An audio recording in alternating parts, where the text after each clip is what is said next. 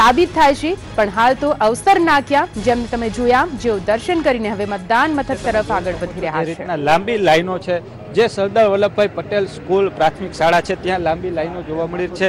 અત્યારે આપણી સાથે રાજકોટના સાંસદ મોહનભાઈ છે, આપણે તેમની સાથે વાત કરીશું। મોહનભાઈ, જે રીતના વાત કરી જોઈ શકો છો, હજી તો મતદાન શરૂ નથી થયું ને લાંબી લાઈનો જોવા મળી રહી છે જસદણમાં, શું કહો છો?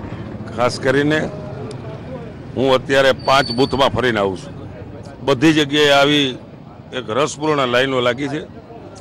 એનું કારણ એક જ છે કે ભારતીય જનતા પાર્ટીના ઉમેદવારને મત આપવા માટે આ જબરજસ્ત લોકોમાં ઉત્સાહ હોવાના કારણે બધા બૂથમાં અત્યારે 7:45 વાગ્યામાં લાઈનો લાગી છે। એના ઉપર નક્કી કરી શકી કે ભારતીય જનતા પાર્ટીને મત આપવા માટે લોકો ઉમટી પડ્યા છે અને ખરા અર્થમાં જંગી બહુમતીથી જ્યારે જીતવાનો હોય ત્યારે। અને ગુજરાત સરકારના એક મંત્રીઓને સ્વાભાવિક લોકોના મનની અંદર એક અપેક્ષા પણ હોય કે આના કારણે વધારે જસદણ અને વિછિયા તાલુકામાં વિકાસ થઈ શકે। એના કારણે લોકોમાં એક ઉત્સાહ અનેરો દેખાઈ રહ્યો છે। ગામડામાં પણ 2-3 જગ્યાએ મેં ફોન કરી હમણાં જાણ્યું, ત્યાં પણ ગામડામાં પણ 7:30 વાગ્યામાં લોકોની લાઈનો લાગી ગઈ છે।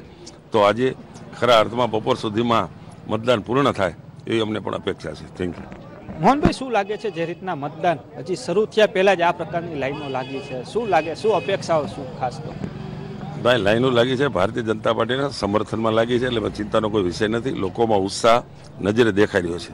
હા તો મોહનભાઈ, જે રીતના કહી શકાય, કહી રહ્યા છે કે લોકોનો ઉત્સાહ જોવા મળી રહ્યો છે। હું દેખાડીશ લાંબી લાઈનો જે રીતના જોવા મળી રહી છે, જે રીતના કહી શકાય કે વહેલી સવારથી મતદાન શરૂ થયાની સાથે જ લાંબી કતારો જોવા મળી છે। ક્રિટિકલ મત બૂથ કહેવામાં આવે છે, જે કહી શકાય જે સરદાર વલ્લભભાઈ પટેલ પ્રાથમિક શાળા છે ત્યાં હું દેખાડીશ દ્રશ્યો। પેરામિલિટરી ફોર્સ પણ તૈનાત રાખવામાં આવી છે, એક વિડીયોગ્રાફર પણ રાખવામાં આવ્યો છે। કોઈ અનિચ્છનીય ઘટના બને તો વિડીયોગ્રાફી પણ સતત ચાલુ રાખવામાં છે, ત્યારે જોઈ શકીએ, કહી શકાય કે જે રીતના હજી મતદાન શરૂ થયાની સાથે જ લાંબી કતારો જોતા કહી શકાય કે હવે ભાજપ કે કોંગ્રેસ કોણ જીતશે તેને લઈને સૌ કોઈની નજર જસદણની ચૂંટણી ઉપર છે ને કહી શકાય કે જસદણ કે રાજકોટ કે ગુજરાત નહીં પરંતુ આખા દેશની નજર જે જસદણ ઉપર અત્યારે ટકીને રહી છે ને જોઈ રહ્યા છે કોણ જીતે છે તેના ઉપર સૌ કોઈની નજર છે।